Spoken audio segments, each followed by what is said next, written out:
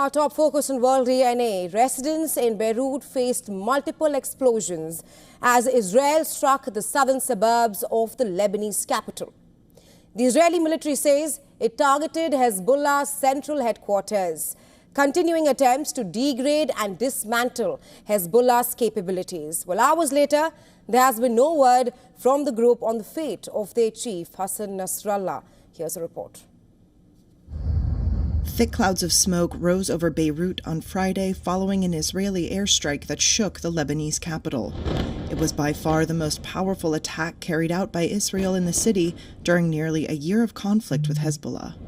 UN spokesperson Stefan Dujarric emphasized the global body's concern over the attack during a press briefing. We are watching the developments unfold in Beirut with great alarm. An Israeli source was cited in the news outlet Axios as saying Hezbollah leader Syed Hassan Nasrallah was the target of the strike. A source close to Hezbollah told Reuters that Nasrallah was alive, while Iran's Tasnim news agency also reported he was safe. Iran-backed Hezbollah's Al-Manar television reported that 4 buildings were destroyed and there were many casualties in the multiple strikes. Rescue crews could be seen on site here pulling 2 children who are alive from the rubble. The Israeli military said it had carried out a, quote, precise strike on Hezbollah's headquarters. Israel has struck Beirut's southern suburbs 4 times over the last week, killing at least 3 senior Hezbollah military commanders and more than 700 people in the country. In a televised statement, Israeli military spokesperson Daniel Hagari said the Central Command Center was embedded deep within civilian areas. I didn't intend to come here this year. The strikes hit Beirut shortly after Israeli Prime Minister Benjamin Netanyahu vowed to continue Israel's attacks on Iranian-backed fighters in Lebanon in a closely watched United Nations speech, as hopes faded for a ceasefire that could head off an all-out regional war. The United States was not involved in this operation, and we had no advanced warning. Pentagon spokesperson Sabrina Singh told reporters Friday that while the U.S. was not told in advance about the Beirut strike, Defense Secretary Lloyd Austin did speak with his Israeli counterpart as the operation was ongoing.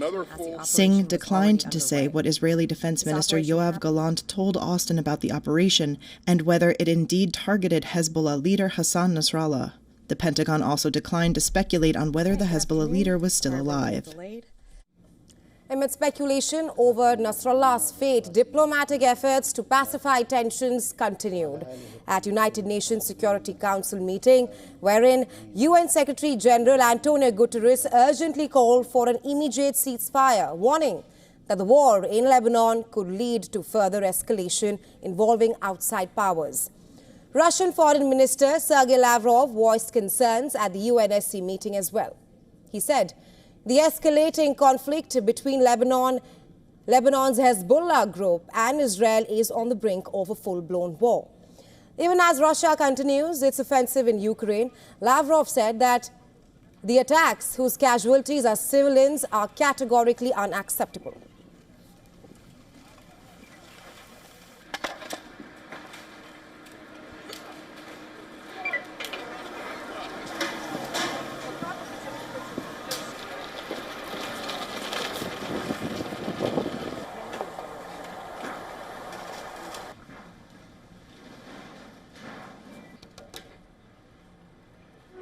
And well, for more on this, we're now being joined by Colonel David B. Roches from Washington, D.C. He's a West Asia analyst and an associate professor at the Near East South Asia Center for Security Studies. Welcome to World DNA, Colonel Roches. Now, this is the most lethal attack carried out by Israel on Lebanon's Hezbollah group. 6 people have been killed. Iran has said that the strike will act as a game changer in the ongoing war. First up, your assessment of what does this latest strike by Israel on Hezbollah mean for the escalating tensions in West Asia? Well, it's pretty clear that Israel feels that it has the moment to eliminate Hezbollah, or at least to kneecap Hezbollah's ability to project power in Israel for at least a decade or so. We're still not certain if Nasrallah has himself been killed. If he has, then that will be a major victory for Israel. If he has not, that will, go some ways towards helping the organization reconstitute itself, but it still remains in peril. There are also reports that a group of Iranian Revolutionary Guard advisors and directors to Hezbollah were killed as well. It appears as though Hezbollah has lost almost all of its senior command, much of its arsenal of long-range missiles and rockets, and its ability to communicate. So Hezbollah is definitely on the back foot, and I think Israel is pressing for an advantage in order to basically resettle northern Israel with evacuated families. Right, Colonel Roches, like you mentioned, that there is still no certainty about Nasrallah's fate yet. Now, Netanyahu, during his UNGA meeting, said that every missile, there's missile in every kitchen and rocket in every garage in Lebanon, perhaps indicating that Israel will continue attacking Lebanon. What kind of retaliation can we expect from Hezbollah, especially if Hezbollah chief Hassan Nasrallah is killed in the latest Beirut strike? Yeah, that's a very good point. So I don't believe that there's a rocket in every kitchen or house, but there's certainly many rockets are in kitchens and houses. And unfortunately for Israel, that generates a bad image whenever they attack this capability. It appears, though, that they have been conducting rather calculated campaign directed at the Hezbollah's warehouses and stockpiles and launching sites. And it appears so far that Hezbollah's response is ineffective. I think that would indicate that they don't have the ability to effectively respond. The $50,000 question is, how much of Hezbollah's missile and rocket inventory has in fact been destroyed, or is some of it just in reserve and will be launched later on?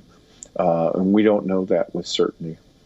Colonel Rocha, just minutes before the Beirut strike, Israeli Prime Minister Benjamin Netanyahu at the UNGA said that his country wanted peace, but perhaps it had no choice but to fight Hezbollah. He, however, did not make any mention of the ceasefire deal in Lebanon or Gaza. Talk to us about how that signals Israel's ties with the U.S. and how perhaps U.S. does not have any influence over Israel. Well, we have less influence than most people think. There's a misconception. We also heard this about the Saudi and Emirati forces while they were fighting the Houthis in Yemen. There's a misconception that somewhere in Washington there's a switch, and if that's flicked, the Saudi Air Force or the Israeli Air Force just falls from the sky instantly. But it's clear that there's a couple things. First off, Hezbollah is an enemy of the United States. It's considered a terrorist group by the United States as well as by Israel.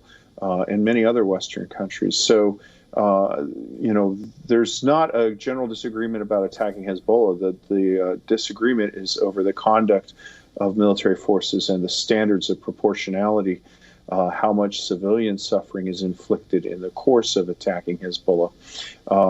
The other problem is President Biden, the Biden administration itself, is at a very, very low point in terms of influence. I mean, President Biden generally is not a very active president, even in the best of times, and these are not the best of times. He has stepped down and given up his campaign to his vice president, who is not known for her foreign policy acumen. And as a lame duck president, he's viewed as somebody who has, really doesn't have to be taken as seriously as he would have been, say, if he were still campaigning for president. So, Israel is doing what it has done, which is to pursue its national security interests as it sees them, not as the United States sees them. Right. Thank you, Colonel Roches, for joining us on World DNA with your insights. Thank you. It's an honor.